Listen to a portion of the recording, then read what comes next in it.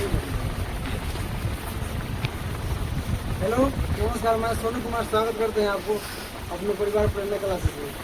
हम लोग आज संस्कृत ग्रामर पढ़ेंगे और संस्कृत ग्रामर में इसका प्रत्यय का चौथा क्लास है।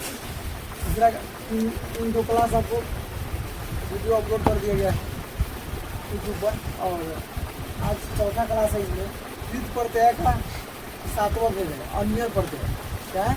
अन्य प्रत्यय। अन्य यहाँ हलंत लगा हुआ है, ठीक है। अन्य प्रत्यय यदि क्रिया का सब चाहिए या योग्य हो, ठीक है, चाहिए या योग्य लगा हुआ हो तो हम अन्य प्रत्यय समझते हैं, ठीक है। और यह तव्यत प्रत्यय के समान होता है। तव्यत प्रत्यय पढ़ाए थे ना, तव्यत प्रत्यय के जैसा होता है, ठीक है। अन्य प्रत्यय किसके समान होता है? तव्यत प्रत्यय के समान होता है, ठीक है। जैसे पढ़ने योग, खेलने योग, ये सब, ठीक है। अन्य प्रत्यय का पुल्लिंग शेष अन्य होता है, स्त्रीलिंग शेष अन्य होता है, नपुंसक शेष अन्यम होता है। समझ में आया? जैसे राम को खाने योग, तो राम आपको पुल्लिंग हो गया, यहाँ देखो जाएगा लिखने में बन जाओ। खाद माने खाना हो गया, ठीक है। अब योग्य लगा हुआ है, तो जब भी क्रिया के साथ योग्य लगा हुआ तो कौन सा प्रत्यय होता है? अन्य प्रत्यय होता है। तो अन्य का शेष क्या होता है? पुल्लिंग शेष अन्य होता है। देखो अन्य होता है, अन्य लगा देंगे। अब देखिए अ की मात्रा जो है ये अ जो है आके द में जुड़ जाएगा। अभी द आधा है, रंत लगा हुआ मतलब आधा अक्षर है। जैसे इसमें अ जुड़ जाएगा तो पूरा द हो जाएगा, पूरा द हो जाएगा, नहीं आप पूरा द होगा। खाद अन्य हले है तो खाद नीय हो जाएगा। समझ में आएगा?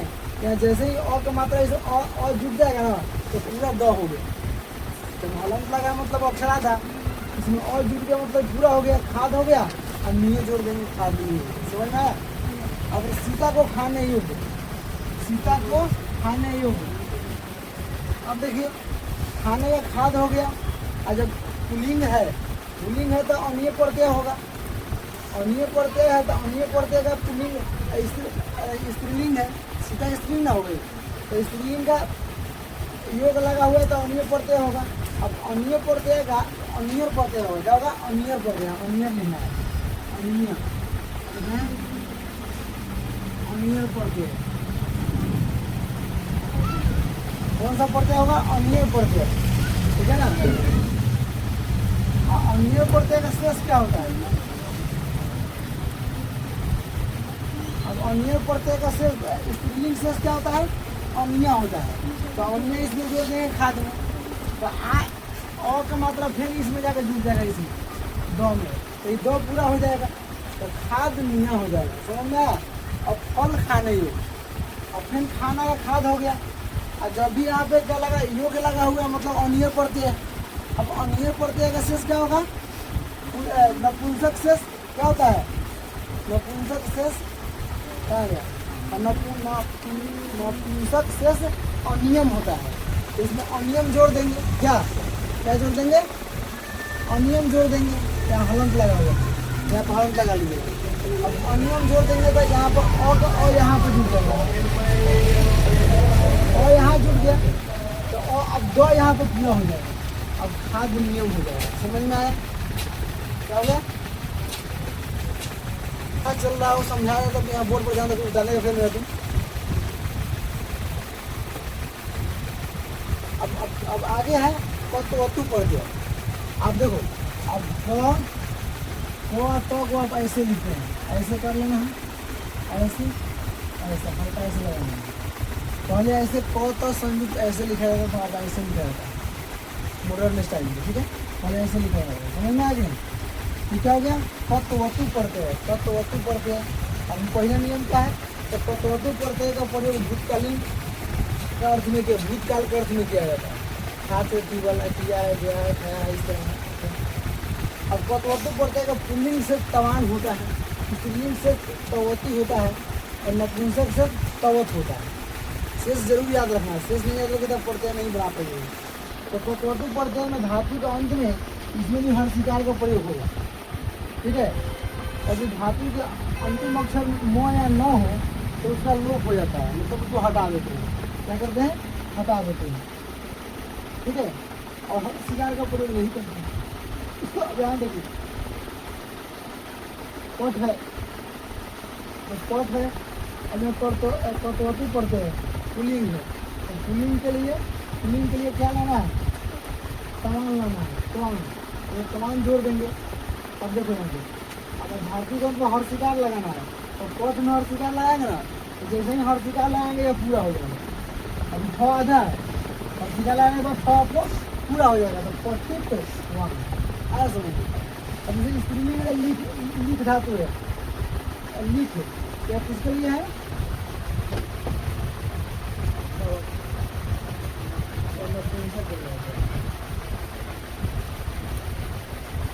इसे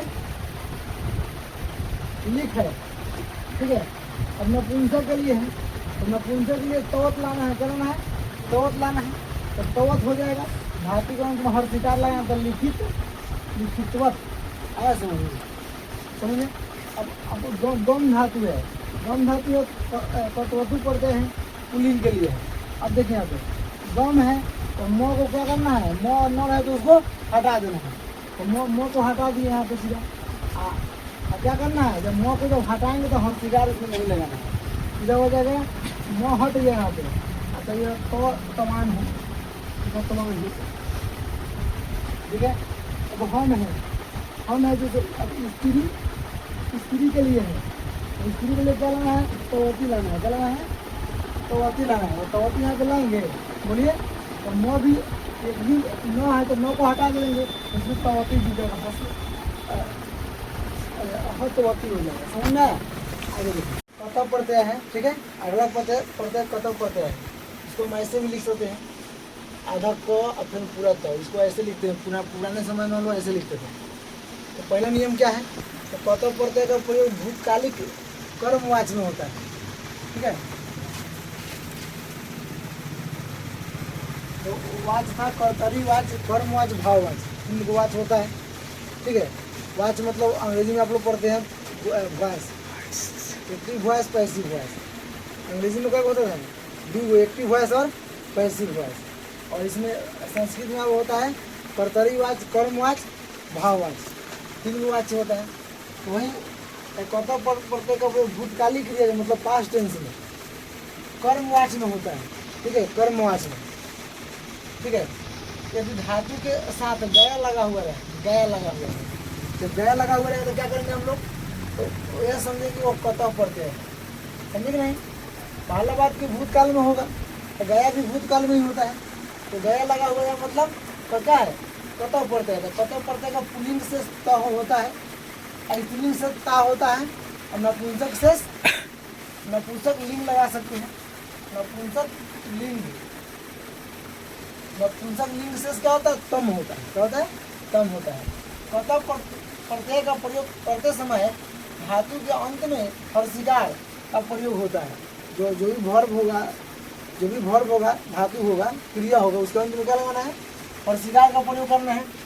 यदि धातु का अंतिम अक्षर म या न हो तो इसका लोप हो जाता है, मतलब वो हट जाता है, लोप होने का मतलब हट जाता है, और वहाँ हर्षिकार का प्रयोग नहीं होता है, मतलब वहाँ हर्षिकार नहीं लगाना है, ठीक है। कतव प्रत्यय का प्रयोग, कतव प्रत्यय में पुल्लिंग के रूप में राम और स्त्रीलिंग के रूप में लाता और नपुंसक लिंग के रूप में फल यूज होता है, फल, समझे ना, समझे कि नहीं। चलिए जैसे यहाँ देखिए राम के द्वारा पढ़ा गया, अब राम पुल्लिंग है तो पहले पढ़ना का होता है पढ़ धातु, ठीक है। अब नियम है कि धातु के अंत में गया लगा हुआ है, मतलब यह क्या है, कतव प्रत्यय है। अब देखिए यहाँ पे तो इसका पुल्लिंग शेष क्या होता है, तह होता है, क्या होता है, तह, तह हो गया। अब धातु के अंत में हर्षिकार का प्रयोग करना है, देखिए यहाँ नियम है, धातु के अंतिम अक्षर में दूसरा, हाँ, कतव प्रत्यय का प्रयोग करते समय धातु के अंत में क्या लगाना है, हर्षिकार लगाना, यही नियम है। तो हमको क्या करना है, हर्षिकार का प्रयोग धातु के अंत में, धातु कौन है, पठ, तो पठ में हर्षिकार लगाएंगे। तो अभी तो ये आधा था, जैसे ही हर्षिकार आपको जुटेगा या पूरा हो जाएगा, पठी हो गया, तो इसका शेष त होता है, तो पठी त हो गया, समझे। मतलब शेष जरूर याद रखना है, शेष एकदम इम्पोर्टेंट है, अब सोहन के द्वारा खाया गया। अब सोहन भी जेंस है, पुरुष है, तो खाना का खाद होता है, खाद धातु। अब गया लगा हुआ मतलब कत्व प्रत्यय है, क्या है? कत्व प्रत्यय है। अब धातु का अंत में हर्षिकार लगाना है, तो खाद में हर्ष है तो खादी पूरा हो गया द। इसका शेष क्या होता है? इसका कत्व प्रत्यय का शेष क्या होता है? तो होता है, तो हो गया खादिता।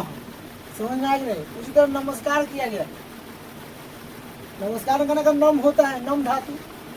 नम मतलब नमस्कार करना, प्रणाम करना, नम धातु। क्रिया के साथ गया लगा हुआ मतलब पता पड़ता है। तो देखो नियम कथी कहता है कि धातु का अंतिम अक्षर म या न हो तो उसको हटा देना है।